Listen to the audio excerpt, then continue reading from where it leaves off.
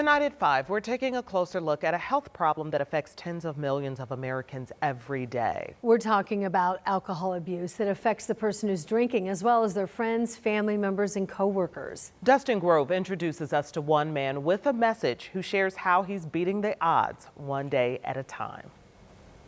At 7:35, traffic on the fives. Good morning, Matt Bair. Every morning and afternoon, Central Indiana commuters hear the familiar voice looking at eastbound 465 of Matt Bair. All right, Chris, eastbound 70 stop and go traffic. WIBC Radio's traffic reporter, steering drivers away from trouble on the road. Inbound 65 slow from MLK to Meridian Penn. But most people don't know about Bair's personal journey that for decades drove him down a troubled path of his own. Hardcore partying, the drinking was a gateway for us to do other drugs. At what point did you realize you had a problem? It was after the show, okay, and I was leaving, I was going home, and I was on my bike. There are liquor stores everywhere. And I'm like, I'm gonna go get a bottle of peach vodka. And I'm like, dude, this is Tuesday night.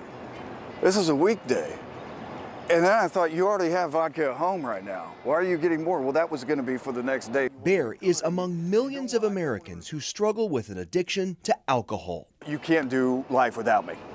That's what alcohol says to you. A disease doctors say controls the mind and destroys the body. Liver failure and then brain issues as well can be catastrophic. An estimated 1 in 10 Americans has alcohol use disorder, the most common type of substance abuse disorder in the country. More than 140,000 die from its effects each year. It's so prevalent in society. It's so accessible. Dr. Derek Bass says that's part of why it's so difficult for people to quit. I work part-time at a substance use clinic, so I do only alcohol treatment, and a lot of them struggle with the fact that they drive past 3 liquor stores on the way to work. Someone's drinking next to them at the restaurants. Maybe their significant other still drinks, so they're constantly just exposed to it. Several years ago, Matt Bair finally acknowledged he needed help. Life today? It's good. It's better than it ever has been. He and a coworker host a podcast called Supporting Sobriety. Although their main goal is to inspire others, he says it does just as much for him. By sharing it, not only could we help people get sober and help the caregiver get people sober, but it keeps us sober. You know, and that's the beautiful thing. His advice to those who think they may have a problem? Find the person you love the most and talk to them. Find the person that's the least judgmental and talk to them, but talk.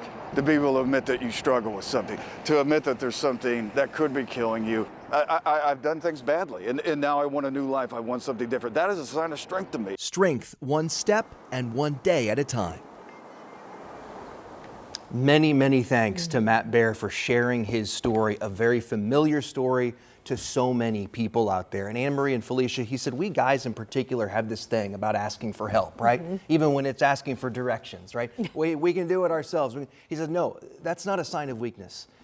It's a sign of strength. And he really has a heart for this, and especially with the podcast. Yeah, I mean, it just impacts so many people, as you stated there. Yeah, and we have a bunch of resources online, including a test you can take that indicates whether alcohol may be a problem in your life. It's online, WTHR.com/Real Men Wear Gowns, our campaign to get men to put on the gown, get checked, go to the hospital, pay attention to your health.